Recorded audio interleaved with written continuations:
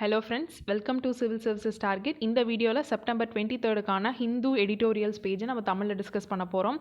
நீங்கள் 2022 யூபிஎஸ்சி ஆஸ்பிரண்ட்டாக இருந்தீங்கன்னா நீங்கள் கண்டிப்பாக வந்து இதை சப்ஸ்கிரைப் பண்ணிக்கோங்க. பிகாஸ் நம்ம எடிட்டோரியல்ஸ் நம்ம டிஸ்கஸ் பண்ண போகிறோம். அதர் தேன் தட் ஜியாகிரஃபி சீரீஸில் வரிசை வீடியோஸ் வருது. ஸோ இந்த நெக்ஸ்ட் மந்த்துக்குள்ளே ஜியோமார்ஃபாலஜி அண்ட் கிளைமேட்டாலஜி கவர் பண்ணிடுவோம். உங்கள் ஃப்ரெண்ட்ஸுக்கும் சஜஸ்ட் பண்ணுங்கள். நம்ம இன்றைக்கி டாப்பிக்கில் வந்து நிறைய வந்து பார்த்திங்கன்னா எக்ஸாம் பாயிண்ட் ஆஃப் வியூவில் இம்பார்ட்டண்ட்டான ஏரியாஸ் வந்து கவர் பண்ணியிருக்காங்க.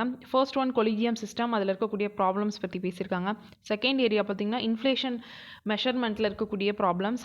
Third topic sea level rise ஆகிறத பற்றி டிஸ்கஸ் பண்ணியிருக்காங்க. Fourth quad grouping and fifth வந்து central state deliberation about the GST.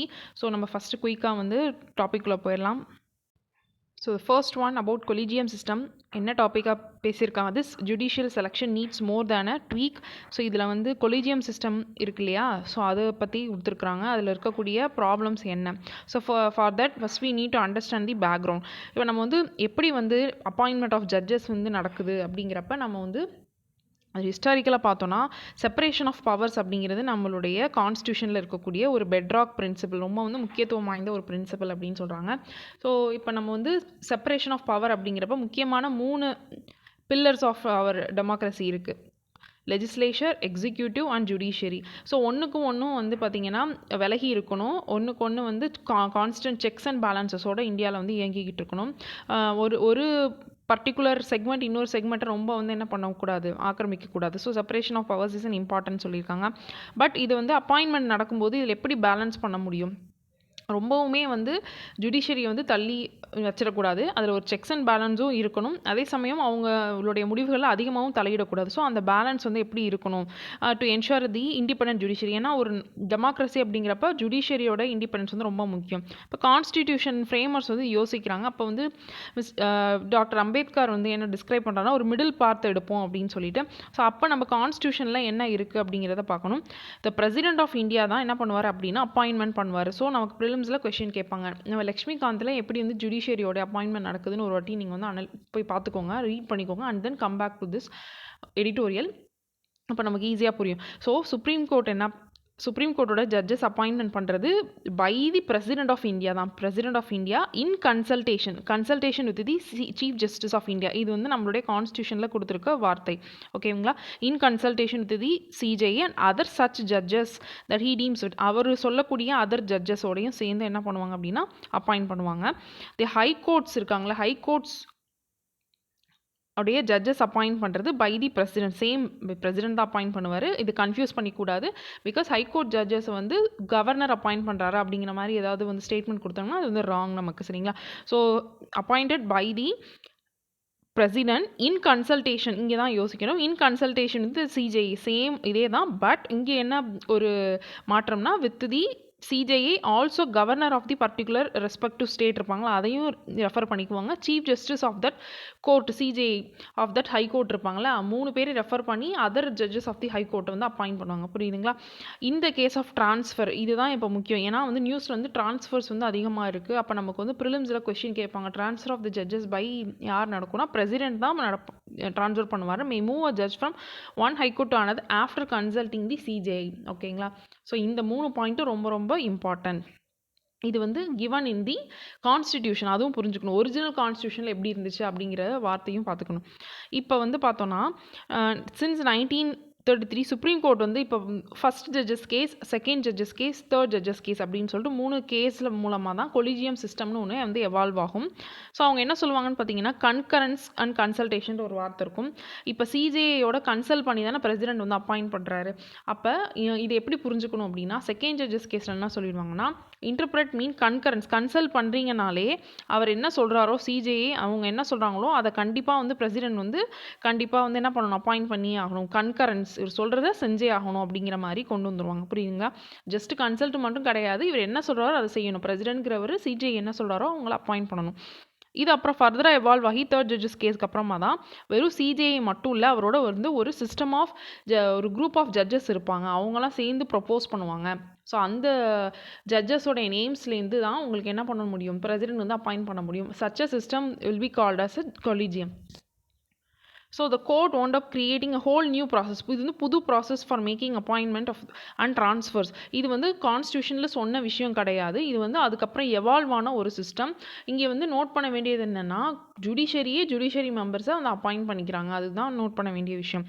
இந்த கொலிஜியம் சிஸ்டம்குள்ளே யார் இருப்பா? Courts now comprises CJI and is 4 senior most judges இருப்பாங்க. ஸோ இவங்கெல்லாம் சேர்ந்து தான் என்ன பண்ணுவாங்கன்னா உங்களுக்கு ப்ரப்போஸ் பண்ணுவாங்க. திஸ் சிஸ்டம் தான் collegium. And for appointment to the high court, அதுக்குமே வந்து CJI and 2 senior most colleague சேர்ந்து என்ன பண்ணுவாங்கன்னா உங்களுக்கு வந்து நேம்ஸை வந்து கொடுப்பாங்க. ஸோ இதுதான் பேக்ரவுண்ட் ஆஃப் தி உங்களுக்கு கொலீஜியம். பட் இதில் வந்து என்னென்னா சில ப்ராப்ளம்ஸ் வந்து வந்துச்சு. ஸோ மெமரண்டம் ஆஃப் ப்ரொசீஜர் எப்படி வந்து இதை அப்பாயிண்ட் பண்ணணும் அப்படிங்கிறது வந்து கான்ஸ்டியூஷன்லாம் கிடையாது. பட் வந்து எம்ஓபின்னு சொல்லிட்டு அதில் வந்து ஒரு ஸ்டெப் பை ஸ்டெப்பாக வந்து கொடுத்துருக்குறாங்க 1 2 3 அப்படின்னு சொல்லிட்டு. இப்போ 2015 இதை வந்து என்ஜிஏசி நேஷ்னல் ஜுடிஷியல் அப்பாயின்மெண்ட் கமிஷன்னு சொல்லிட்டு யார் கொண்டு வரா அப்படின்னு பார்த்தீங்கன்னா நம்மளுடைய கான்ஸ்டியூஷனல் அமெண்ட்மெண்ட் கொண்டு வரா போட்டு நம்மளுடைய இந்த கவர்மெண்ட் இருக்காங்களா எக்ஸிக்யூட்டிவ், சொல்லப்போனால் எக்ஸிக்யூட்டிவ் வந்து என்ன கொண்டு வராங்க, நேஷ்னல் ஜுடிஷியல் அப்பாயின்மெண்ட் கமிஷன். இவங்க சொல்லக்கூடிய விவாதம் என்னன்னு பார்த்தீங்கன்னா ஜுடிஷரியே அவங்கள அப்பாயிண்ட் பண்ணிக்கிறாங்க. இது வந்து தவறான ஒரு விஷயம். எந்த ஒரு நாட்டிலையுமே ஜுடிஷியல் மெம்பர்ஸ் அப்பாயின்மெண்ட் பண்ணிக்கிறது கிடையாது. ஸோ தட் எக்ஸிக்யூட்டிவ் வந்து நாங்கள் என்ன பண்ணுறோம் அப்படின்னா நாங்களும் வந்து இதில் இன்வால்வ் ஆவோம் அப்படின்னு சொல்லிட்டு அவங்க கொண்டு வரது தான் என்ஜிஏசி. ஸோ தட் இப்போ கொலிஜியம் மெம்பர்ஸ் கொடுக்கக்கூடிய அந்த ஒரு மெம்பர்ஸோடைய நேம்ஸை வந்து எக்ஸிக்யூட்டிவும் என்ன பண்ணணும் அப்படின்னா அவங்களும் வந்து கன்சல்ட் பண்ணி ஃபைனலாக தான் வந்து என்ன பண்ண முடியும், முடிவெடுக்கணும் அப்படிங்கிறது தான் இதோடைய பேசிக் கான்செப்ட். பட் என்ஜிஏசியை வந்து என்ன பண்ணிட்டாங்க அப்படின்னா ஸ்ட்ரக் டவுன் பண்ணிவிடுவாங்க. யார்? சுப்ரீம் கோர்ட் என்ன சொல்லிடும் அப்படின்னா இது வந்து null and void, NJAC is against the independence of judiciary அப்படின்னு சொல்லிடுவாங்க. இதுக்கான ஒரு ப்ராப்பர் ஆல்டர்னேட்டிவாக என்ன கொண்டு வரோம் அப்படின்னா நம்ம வந்து 2 பேரும் சேர்ந்து, தட் இஸ் எக்ஸிக்யூட்டிவும் சரி அண்ட் ஜுடிஷியரியும் சேர்ந்து வந்து புதுசாக வந்து ஒரு சிஸ்டம் கொண்டு வரலாம், நியூ எம்ஓபி கொண்டு வரணும் அப்படின்னு சொல்லியிருப்பாங்க. பட் இது வந்து பார்த்திங்கன்னா இந்த எம்ஓபி வந்து ப்ராப்பராக வந்து வந்திருக்காது. இதுதான் இப்போ ப்ரெசண்ட்டாக இருக்கக்கூடிய ஒரு பிரச்சனை. ஓகே, ஸோ இப்போ பிரச்சனைக்கு வருவோம். இது வந்து பேக்ரவுண்ட் இன்ஃபர்மேஷன். ஸோ இப்போ கரண்ட்டாக வந்து ரொம்ப நாளாக வந்து ஜுடிஷியரியில் வந்து அப்பாயின்மெண்ட்ஸ் வந்து ப்ராப்பராக நடக்கிறது கிடையாது. நிறைய வேக்கன்சிஸ் இருக்குது அப்படிங்கிறது நமக்கு ஒரு தெரிஞ்ச விஷயம். இப்போ ஸ்பீடப் பண்ணுறாங்க. இப்போ சீஃப் ஜஸ்டிஸ் ஆஃப் இந்தியா வந்து என்ன பண்ணுறாரு அப்படின்னா நிறையா வந்து என்ன பண்ணுறாங்கன்னா குயிக்காக வந்து அப்பாயின்மெண்ட்ஸ் வந்து கொண்டு வராங்க. It is a welcome move one side. But other side அதில் இருக்கக்கூடிய சில ப்ராப்ளம்ஸ் தான் இங்கே வந்து டிஸ்கஸ் பண்ணியிருக்காங்க. ஃபர்ஸ்ட் வந்து என்ன சொல்கிறாங்கன்னா நீங்கள் வந்து ஸ்விஃப்டாக பண்ணுறீங்க சரி, கன்சர்ன் என்னன்னா இதில் வந்து டிரான்ஸ்பரன்சி கிடையாது, ஒரு ஒப்பேசிட்டி இருக்குது. எதனால் இவங்களை வந்து கொண்டு வரீங்க, நீங்கள் சொல்லக்கூடிய விஷயம் வந்து மெரிட் பேஸில் கொண்டு வரீங்க, அதெல்லாமே கரெக்டு தான். பட் வந்து மக்களுக்கு வந்து இந்த பேசிஸ் வந்து எப்படி வந்து அப்பாயிண்ட் பண்ணுறீங்கன்றது தெரியணும். ஸோ டிரான்ஸ்பரன்சி அப்படிங்கிறதா ஃபஸ்ட்டு வந்து இஷ்யூ. செகண்ட் ஒன் என்ன சொல்கிறாங்கன்னா the battle between the executive and judiciary, already சொன்ன மாதிரி அதை வந்து இன்னும் சரி பண்ணலை இல்லையா, எக்ஸிக்யூட்டிவ் அண்ட் ஜுடிஷியரி இந்த பேட்டிலும் போயிட்டே இருக்குது. ஸோ தேர்டு வந்து என்னென்னா இப்போ ஹைகோர்ட்ஸில் இருக்கக்கூடிய அந்த ஜட்ஜஸ் வந்து எந்த வகையிலையுமே என்ன கிடையாதுன்னா they are not subservient to the supreme court judges இல்லை சுப்ரீம் கோர்ட்டுன்னு சொல்லலாம். ஆனால் சுப்ரீம் கோர்ட்டு தான் அவங்க வந்து என்ன பண்ணுறாங்க, ட்ரான்ஸ்ஃபர்ஸில் தான் அதிகமாக வந்து என்ன பண்ணுறாங்க, இப்போ சிஜேஐ தான் என்ன பண்ணுறாருன்னு முடிவெடுக்கிறாரு. அப்படிங்கிறப்ப இந்த ஹைகோர்ட்டுடைய அந்த வேல்யூ வந்து குறைக்கிறாங்க. So restoring high courts to that of prestige, அந்த ஹைகோர்ட்டுக்குன்னு அது வந்து ஒரு அதிகமான ஒரு ப்ரெஸ்டீஜ் இருக்குது. ஸோ அதை வந்து எந்த வகையிலையும் அஃபெக்ட் ஆகக்கூடாது. இந்த 3 இஷ்யூஸை தான் வந்து இதில் பேசியிருக்காங்க. இதுக்கான சொல்யூஷன் என்னவாக இருக்க முடியும் அப்படின்னா எக்ஸிக்யூட்டிவ் ஜுடிஷியரியும் சேர்ந்து வந்து எம்ஓபியை தெளிவாக வந்து டிசைட் பண்ணணும். ஸோ தட் டிரான்ஸ்பரண்டான அப்பாயின்மெண்ட்ஸ் வந்து நடக்கணும். அதுதான் இந்த ஆர்டிக்கிள்குடைய கன்க்ளூஷன். ஸோ நெக்ஸ்ட் ஆர்டிக்கல் பார்த்தோன்னா flawed calculation of inflation. So GS3ல் வந்து இன்ஃப்ளேஷனுங்கிற டாபிக் நமக்கு ரொம்ப இம்பார்ட்டன்ட். ஸோ நமக்கு வந்து இன்ஃப்ளேஷன்னா என்ன, அதுக்கப்புறம் அதை எப்படி மெஷர் பண்ணுவாங்க, அதுக்கு பேஸ் இயர் என்ன, இதெல்லாம் வந்து ப்ரிலிம்ஸில் கேட்பாங்க. இப்போ வந்து இதில் என்ன அனலைசிஸ் பண்ணியிருக்காங்கன்னு பார்த்தீங்கன்னா இன்ஃப்ளேஷன் கேல்குலேஷன் மெத்தடில் இருக்கக்கூடிய இந்த ஃபால்ட்ஸ் என்னென்ன. ஸோ ஃபர்ஸ்ட் வந்து ஃபால்ட் என்னென்னா இப்போ WPI அண்ட் CPIன்னு சொல்லிட்டு நம்ம வந்து மெஷர் பண்ணுறோம். இப்போ கன்சியூம்ஷன் பேஸ்கெட் வந்து பார்த்திங்கன்னா டிஃபர் ஆகுது ரெண்டுத்துலேயுமே. So single number is arrived by, இப்போ வந்து ஒரு அசைன் பண்ணுறாங்க, வெயிட்ஸை வந்து அசைன் பண்ணி WPIக்கு வந்து ஹோல்சேல் மார்க்கெட்டில் இருக்கக்கூடிய அந்த விஷயங்களை பார்த்து நீங்கள் வந்து அரைவ் பண்ணுறீங்க. இப்போ காமனாக இருக்குது. இப்போ ஃபஸ்ட்டு வந்து பார்த்தோன்னா ரிச்சாக இருக்கிறவங்களுடைய கன்சப்ஷன் பாஸ்கெட் எப்படி இருக்கும் அப்படின்னா வேறு மாதிரி இருக்கும். போராக இருக்கவங்களுடைய இது வந்து பேசிக் நெசசிட்டிஸ் தான் அவங்க அதிகமாக வாங்க போவாங்க. ஸோ நீங்கள் காமனாக ஒரே வந்து இண்டெக்ஸை வந்து கொடுக்கும்போது அது வந்து கொஞ்சம் மிஸ்டேக்காக இருக்குது அப்படின்னு சொல்கிறாங்க. So different for poor and middle class and rich. So டிஃப்ரெண்ட்டான இருக்கக்கூடிய இண்டெக்ஸஸை கொடுத்து கொடுத்தா பெட்டர். அது வந்து ஃபஸ்ட் இருக்கக்கூடிய அந்த கிரிட்டிசிசம். சரிங்களா? ஸோ செகண்ட் என்ன சொல்கிறாங்கன்னா, உங்களுக்கு வந்து சிபிஐ வந்து அதில் அசைன் பண்ணக்கூடிய வெயிட்ஸ், இப்போ ஃபார் எக்ஸாம்பிள் வந்து சர்வீசஸ் வந்து நம்ம வந்து கொடுக்கறது கிடையாது. அது வந்து தேர்டாக வந்து கிரிட்டிசிசம் வந்து சொல்கிறாங்க. அண்ட் அண்டர் ரெப்ரசன்டேஷன் இருக்குது. சர்வீசஸ் நம்ம வந்து அதிகமாக வந்து சில சர்வீசஸ் வந்து அவைல் பண்ணுவாங்க மக்கள். அது வந்து அதுக்கான வெயிட்டேஜ் வந்து சரியாக கொடுக்குறதுக்கு ப்ராப்பரான வெயிட்டேஜ் இல்லை அப்படிங்கிறது வந்து செகண்ட் பாயிண்ட். சரிங்களா? எதுக்கான வெயிட்ஸ் வந்து கொடுக்கணும் அப்படிங்கிறது ப்ராப்பராக இல்லை. அண்ட் தேர்ட் வந்து சர்வீசஸ் வந்து உள்ளர வந்து நம்ம சரியாக வந்து அதுக்கான வெயிட்டேஜ் கொடுக்கல. அண்ட் இப்போ வந்து பேண்டமிக் வந்ததுக்கப்புறம் நம்மளுடைய ஹெல்த் காஸ்ட் வந்து அதிகமாக இருக்குது. ஸோ அதை நம்ம கணக்கில் சேர்க்கறது கிடையாது for the calculation of inflation. Education cost நம்ம வந்து சேர்க்கறது கிடையாது. சரிங்களா? அண்ட் இப்போ இருக்கக்கூடிய அந்த தேவைகள் வந்து வேறு மாதிரியான தேவைகளாக இருக்குது ஆஃப்டர் பேண்டமிக். பிகாஸ் ஆஃப் சில்ட்ரனோட எஜுகேஷனுக்காக என்னென்னலாம் வாங்க வேண்டியது இருக்குன்னா, அவங்களுக்கான ஒய்ஃபை கனெக்ஷன், மொபைல்ஸ், லேப்டாப்ஸ், இதுக்கான செலவெல்லாம் வந்து நம்ம என்ன பண்ணுறது இல்லை, இன்ஃப்ளேஷனில் சேர்க்கல. ஸோ இது வந்து சொல்லக்கூடிய கிரிட்டிசிசம். இது இல்லாமல் இப்போ பொதுவாக வந்து பார்க்கும்போது இந்த நம்மளுடைய இந்த பேண்டமிக் சுச்சுவேஷனில் ரிச் அண்ட் புவர் அப்படின்னு பார்க்கும்போது, ரிச் வந்து தே ஆர் லெஸ் அஃபெக்டட். அவங்களுடைய அந்த கன்சம்ஷன் வந்து பெருசாக வந்து அஃபெக்ட் ஆகல. புவர் வந்து பார்த்தோம்னா அவங்க வந்து அதிகமான அளவு அஃபெக்டாக இருக்காங்க. லிட்டில் சேவிங்ஸ், அவங்க தான் வந்து இந்த cycle of this vicious cycle of இன்ஃப்ளேஷனில் மாட்டிக்கிட்டாங்கன்னு சொல்கிறாங்க. இப்போ என்னதான் வந்து உங்களுக்கு அகெயின் வந்து எக்கனாமி வந்து பூஸ்ட் பண்ணுறதுக்காக நீங்கள் வந்து கொண்டு வந்தாலும், சப்ளை நீங்கள் கொண்டு வந்தாலும் டிமாண்ட் வந்து என்ன இல்லை, அந்த அளவுக்கு வந்து சீக்கிரமாக வந்து கொண்டு வர முடியல. Because of the poor and unemployed. So இதை வந்து நம்ம சரி பண்ணணும். ஒரு எக்ஸாம்பிள் என்ன சொல்கிறாங்கன்னா, நீங்கள் வந்து ஃப்ரூட்ஸ் அண்ட் வெஜிடபிள் ப்ரைஸஸ் வந்து அர்பன் பிளேசஸில் வந்து அதிகமாக இருக்குது. அங்கே வந்து டிரான்ஸ்போர்ட்டேஷன் அஃபெக்ட் ஆனதுனால ரூரல் சைட்லேருந்து கொண்டு வரக்கூடிய அந்த காய்கறிகள், ஃப்ரூட்ஸ்லாம் கொண்டு போக முடியல. ஸோ அதனால் வந்து இன்ஃப்ளேஷன் வந்து அதிகமாக இருக்குது. இதெல்லாம் ஒரு எக்ஸாம்பிளாக சொல்லியிருக்காங்க. அண்ட் சப்ளைஸும் வந்து டிஸ்ரப்ஷன் வந்து நடந்திருக்கு. பிகாஸ் ஆஃப் ஆட்டோமொபைல்ஸ்க்குலாம் தேவைப்படக்கூடிய அந்த பார்ட்ஸ் அண்ட் சிப்ஸ்லாம் வந்து வெளிநாடுகள்லேருந்து நமக்கு வந்து என்ன கிடைக்க மாட்டேங்குது, சப்ளைஸ் வந்து டிஸ்ரப்ஷன் இருக்குது. ஸோ இதெல்லாம் இந்த ஆர்டிக்கெல்லாம் அவங்க டிஸ்கஸ் பண்ணது. இதுக்கான கன்க்ளூஷன் என்னென்னா, இன்ஃப்ளேஷனுடைய மெத்தட் ஆஃப் கேல்குலேஷனை நம்ம என்ன பண்ணணும், இன்க்ளூசிவாக கொண்டு வரணும். அண்ட் டைவர்சிஃபைடாக கொண்டு வரலாம். புவர் அவங்களுக்கு தனியாக வந்து ஒரு இண்டெக்ஸ் வந்து கொண்டு வரலாம். இப்போ தேவைக்குரிய அந்த விஷயங்கள் லைக் சர்வீசஸ் அண்ட் அதர் இதை வந்து இன்சர்ட் பண்ணணும். ஓகே, ஸோ நெக்ஸ்ட் டாபிக் வந்து ஜிஎஸ்டி. ஓகேங்களா? சென்டர் அண்ட் ஸ்டேட் வந்து என்ன பண்ணியிருக்காங்கன்னா, இந்த ஜிஎஸ்டி வந்து எப்படி வந்து ரேட்ஸை வந்து டிசைட் பண்ணலான்னு சொல்லி பேச்சுவார்த்தை நடத்தி முடிவு பண்ணியிருக்கிறாங்க. இது வந்து ஜிஎஸ்டி டேக்ஸ் கவுன்சில் வந்து டிசைட் பண்ணுவாங்க. ஒரு ரெஃபர் பண்ணுங்கள், ஜிஎஸ்டி இந்த கவுன்சிலுக்குரிய ஆர்டிக்கல் என்ன, இது அமெண்ட்மெண்ட் மூலமாக கொண்டு வந்திருப்பாங்கள்ல ஒரு ஆர்டிக்கல், அது என்னன்னு சொல்லி கமெண்ட் பண்ணுங்கள். ஓகே, இப்போ இதில் வந்து என்ன முடிவு பண்ணியிருக்காங்கன்னா, மெயினாக வந்து இந்த மச் டிஸ்பியூட்டட் இஷ்யூஸ்லாம் வந்து கொஞ்சம் பேசியிருக்காங்க. இன்வெர்ட்டட் டியூட்டி ஸ்ட்ரக்சர்னு ஒரு வார்த்தை இருக்கும். நம்ம நார்மலாக வந்து இன்புட்ஸ் இருக்கு இல்லையா, இன்புட் அண்ட் அவுட்புட்னு பார்க்கும்போது இந்த இப்போ இன்டர்மீடியேட்டரி குட்ஸ் இருக்கும். ஃபைனலாக ஒரு ப்ராடக்ட் ரெடி பண்ணுறதுக்கு ஒரு இன்டர்மீடியேட்டரி குட்டை வந்து நம்ம என்ன பண்ணுவாங்கன்னா, ஒரு மேனுஃபேக்சரர் வந்து இன்னொருத்தவங்க கிட்டேருந்து வாங்குவாங்க. அப்போ ஃபைனல் குட்டை விட இந்த குட்டுக்கான டேக்ஸ் அதிகமாக இருந்தது அப்படிங்கிற பட்சத்தில் அதை தான் நம்ம என்னன்னு சொல்லுவோம்னா இன்வெர்ட்டட் டியூட்டி ஸ்ட்ரக்சர் அப்படின்னு சொல்லுவோம். இதை கரெக்ட் பண்ணுறதுக்கான முடிவுகள் வந்து எடுத்திருக்காங்க, especially in the sectors like footwear and textiles. Next வந்து double taxation on leased aircraft, import பண்ணக்கூடிய லீஸ்டு ஏர்க்ராஃப்ட், அதையும் வந்து சரி பண்ணியிருக்காங்க. அண்ட் முக்கியமான ஒன்று வந்து பார்த்தோம்னா, ஃபுட் டெலிவரி சர்வீசஸ் இருக்காங்கல்ல, அவங்க தான் வந்து என்ன பண்ணணும்னா collection and remission of taxes வந்து பண்ணணும். இனிமேல் இன்ஸ்டெட் ஆஃப் ரெஸ்டாரண்ட்ஸ் வந்து பே பண்ணுறதுக்கு பதிலாக அந்த டெலிவரி பண்ணுற அந்த சர்வீஸ் பண்ணுறாங்க இல்லையா, அவங்க வந்து பே பண்ணணும்னு சொல்லியிருக்காங்க, அந்த collection and remission of taxes. And next point வந்து கோகனட் ஆயில். கோகனட் ஆயில் வந்து நீங்கள் வந்து 1 லிட்டர் கம்மியான பேக் சைஸில் வாங்கினாங்க அப்படின்னா அதை வந்து நம்ம வந்து யூஸிங் ஃபார் பர்சனல் கேர் ஐட்டம்னு கன்சிடர் பண்ணி அதுக்கான ஜிஎஸ்டி ரேட் வந்து பார்த்தோன்னா 18% வந்து போட்டிருக்கிறாங்க. இதே வந்து நீங்கள் பெரிய பேக்காக வாங்கினீங்கன்னா அது வந்து எடிபிள் அப்படின்னு கன்சிடர் பண்ணிக்கிறாங்க. நம்ம வந்து யூஸிங் ஃபார் ஃபுட்டு அந்த மாதிரி கன்சிடர் பண்ணிட்டு அதுக்கு வந்து 5% போட்டிருக்காங்க. அப்போ இதுலேயும் நமக்கு என்ன புரியுதுன்னா, நம்ம தலைக்கு தேய்க்கிறதுக்காக தேங்காய் எண்ணெய் வாங்கணும்னா 18% பே பண்ணி வாங்கணும். அதே இதை நீங்கள் பெரிய பேக்காக வாங்கி யூஸ் பண்ணிங்கன்னா 5% கொடுத்து நீங்கள் ரேட் கொடுக்கலாம். நெக்ஸ்ட்டு வந்து முக்கியமானது இன்னொரு பாயிண்ட் வந்து பெட்ரோலியம் ப்ராடக்ட்ஸ் இருக்கு இல்லையா, ஸோ அதை வந்து ஜிஎஸ்டிக்கு கொண்டு போகலை. Any shift of petroleum products GST அது வந்து கொண்டு போகல. அப்படி கொண்டு போனால் அது இன்னும் ஃபர்தராக அதை டேக்ஸ் ரெடியூஸ் பண்ணணும் அப்படின்றதுக்கான ஒரு சூழ்நிலை வரும். அதனால் வந்து அவங்க அதை கொண்டே போகல.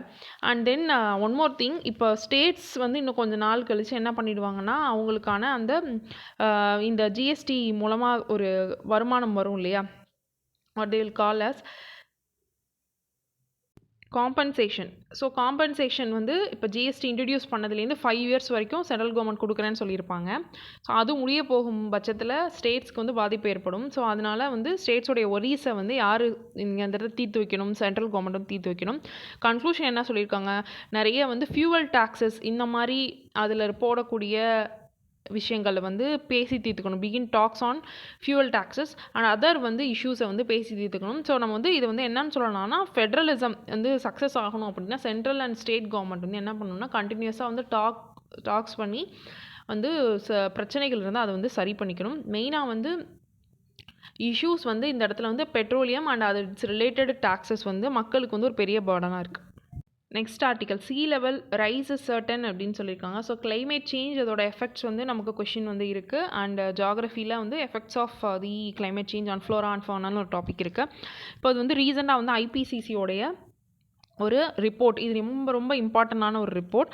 ஸோ இந்த ரிப்போர்ட்டில் வந்து நிறைய விஷயங்கள் வந்து பேசியிருப்பாங்க. மெயினாக வந்து என்ன சொல்லியிருப்பாங்கன்னா, நம்ம இனிமேல் வந்து இர்ரிவர்சிபிளாக வந்து நம்மளுடைய மேன்மேட் இந்த impact due to the CO2 emissions climate change வந்து இருக்குன்னு சொல்லியிருப்பாங்க. ஓகே, இப்போ இதில் வந்து என்ன கொடுத்துருக்காங்கன்னா, நீங்கள் ஈவன்தோ நீங்கள் என்ன தான் இனிமேல் ஸ்டெப்ஸ் எடுத்தாலும் sea level ரைஸ் அப்படிங்கிறது கண்டிப்பாக இருக்கும் அப்படின்னு சொல்லிட்டு சில டேட்டா வந்து இங்கே ப்ரெசென்ட் பண்ணியிருக்காங்க. அது தேவையான டேட்டா மொத்தம் நம்ம ரெஃபர் பண்ணிக்கலாம். The average global temperature already வந்து பார்த்தீங்கன்னா 1.09 டிகிரி செல்சியஸ் ஹையராக இருக்குது தேன் தி இண்டஸ்ட்ரியல் லெவல், ப்ரீ இண்டஸ்ட்ரியல் லெவலுக்கு முன்னாடி விட இப்போ 1 டிகிரிக்கு மேலே நம்ம ரைஸ் பண்ணிட்டோம். அண்ட் CO2 கான்சன்ட்ரேஷனும் பார்த்தோன்னா அதிகமாக இருக்குது. 410 parts per million compare to 1850 285 தான் இருந்திருக்குங்க. ஸோ இப்போ வந்து இதனால் என்னென்ன பாதிப்புகள் ஏற்படும், ரைஸ் இன் sea level. இப்போ sea level அதிகமாகும்போது உங்களுக்கு 700 மில்லியன் பீப்புள் வந்து இந்த கோஸ்டலில் இருக்காங்க, அவங்க வந்து அவங்களுடைய வாழ்க்கை வந்து பாதிக்கப்படும். அப்புறம் கிளைமேட் மைக்ரன்ட்ஸ், ரெஃப்யூஜிஸ் அவங்களாம் வந்து இன்னும் இன்டர்னல் பிளேசஸ்க்கு உள்ளர நவுந்து போக ஆரம்பிப்பாங்க.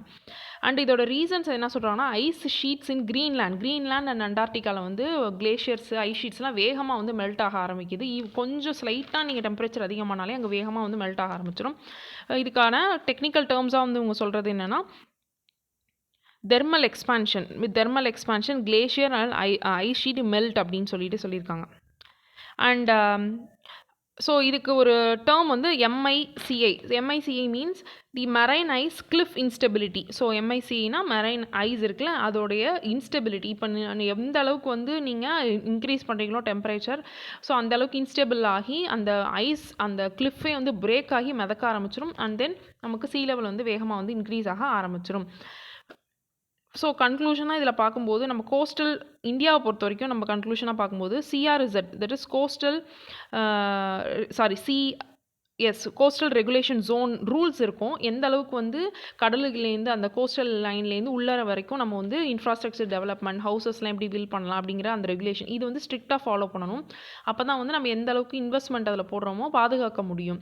ஸோ செகண்ட் பாயிண்ட் என்னன்னு பார்த்தோன்னா, கம்யூனிட்டிஸ் அலாங் தி கோஸ்டல் அவங்க வந்து அலர்ட் பண்ணி வைக்கணும். எந்த விதமான பாதிப்புகள் அவங்களுக்கு வரும்போதும் அவங்கள வந்து சேஃப்கார்ட் பண்ணணும் அப்படிங்கிறது தான். இதில் தேவையான இந்த டேட்டா இருக்கு இல்லையா, 2 டேட்டா பார்த்தோம் இல்லையா, அதை மட்டும் ரெஃபர் பண்ணிக்கலாம். So last article improving the economic game, இது வந்து குவாட் பற்றி கொடுத்துருக்காங்க. ஸோ நம்மளுக்கு தெரியும் இப்போ வந்து பார்த்திங்கன்னா குவாட் அண்ட் அசோசியேட்டட் ஆக்கஸ் இதெல்லாம் வந்து நியூஸில் அதிகமாக இருக்குது. ஸோ குவாட் அப்படிங்கிறப்ப இந்த குரூப்பிங்கில் இருக்கக்கூடிய மெம்பர்ஸ் யார், Australia, Japan, India and US.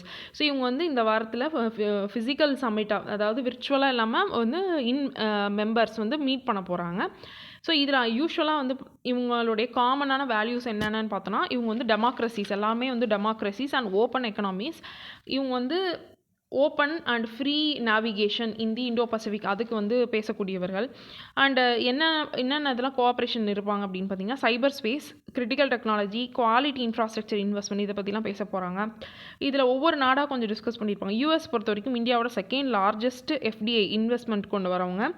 And இதில் வந்து காமனாக பார்த்தோன்னா ஃபஸ்ட்டு வந்து ட்ரேடு 3 பாயிண்ட் சொல்லியிருக்காங்க. ஃபஸ்ட்டு வந்து ட்ரேடு வந்து பார்க்கணும், ட்ரேட் அண்ட் இன்வெஸ்ட்மெண்ட்.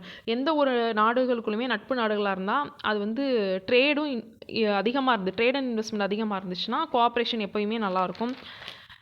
ஸோ இவங்க எதை பற்றி மெயினாக வந்து டிஸ்கஸ் பண்ணுவாங்கன்னு பார்த்தீங்கன்னா, ரீஜனல் சப்ளைஸை மோர் டைவர்சிஃபைடாக கொண்டு வரணும். அதாவது மெயினாக வந்து அவங்க இங்கே எடுத்து சைனான்ற பேர் யூஸ் பண்ணல, பட் அதை தான் மீன் பண்ணுறாங்க. சைனாவோட டிபெண்டன்சி அதிகமாக இருந்ததுனால கோவிட் டைமில் எல்லா நாடுகளுமே எஸ்பெஷலி இந்தியா, ஆஸ்திரேலியா போன்ற நாடுகள் வந்து ரொம்ப எஃபெக்ட் ஆனாங்க. நமக்கு தெரியும், நம்ம நேற்று கூட டிஸ்கஸ் பண்ணியிருப்போம், ஆட்டோமொபைல் செக்டார் எப்படி வந்து டிபெண்டன்சியில் இருக்குது. ஃபார்மா செக்டார் பார்த்திங்கன்னா அதோட இன்புட்ஸ் மெயினாக வந்து இந்த ஏபிஐ ஆக்டிவ் ஃபார்மா இன்க்ரீடியன்ஸ்க்கெலாம் வந்து சைனாவை டிபெண்ட் பண்ணியிருக்கோம். ஸோ அதெல்லாம் வந்து நம்ம தவிர்க்கணும். ஸோ அதை தான் டைவர்சிஃபையிங் தி சப்ளை செயின்னு சொல்லியிருக்காங்க. அண்ட் தென் செகண்ட் பார்த்தீங்கன்னா இன்ஃப்ராஸ்ட்ரக்சர் இன்வெஸ்ட்மெண்ட். இது வந்து குவாலிட்டியான இன்ஃப்ராஸ்ட்ரக்சர் இன்வெஸ்ட்மெண்ட் கொண்டு வரணும். ஓகேங்களா? அதே மாதிரி நம்ம இங்கே தேர்ட் வந்து பார்த்திங்கன்னா கிளைமேட் சேஞ்ச், அதுக்கான ப்ரையாரிட்டி வந்து கொடுக்கணும்னு பேசியிருக்காங்க. உங்களுக்கு வந்து க்ரீன் இன்ஃப்ராஸ்ட்ரக்சர் க்ரியேஷன் அண்ட் ரெசிலியண்ட்டாக இருக்கணும். எந்த அளவுக்கு வந்து டிசாஸ்டர் வந்தாலும் தாக்கு பிடிக்கிற அளவுக்கு இன்ஃப்ராஸ்ட்ரக்சர் கொண்டு வரணும். ஸோ இதான் 3 பாயிண்ட். ஒன்று வந்து ட்ரேட் அண்ட் இன்வெஸ்ட்மெண்ட், செகண்ட் வந்து குவாலிட்டி இன்ஃப்ராஸ்ட்ரக்சர், தேர்ட் வந்து கிளைமேட் சேஞ்ச். இவங்களுடைய இந்த மீட்டிங் முடிஞ்ச பிறகு என்ன முடிவு எடுக்கிறாங்க அப்படின்னு ஃபர்தராக வந்து நம்ம டிஸ்கஸ் பண்ணலாம். Okay, thank you friends.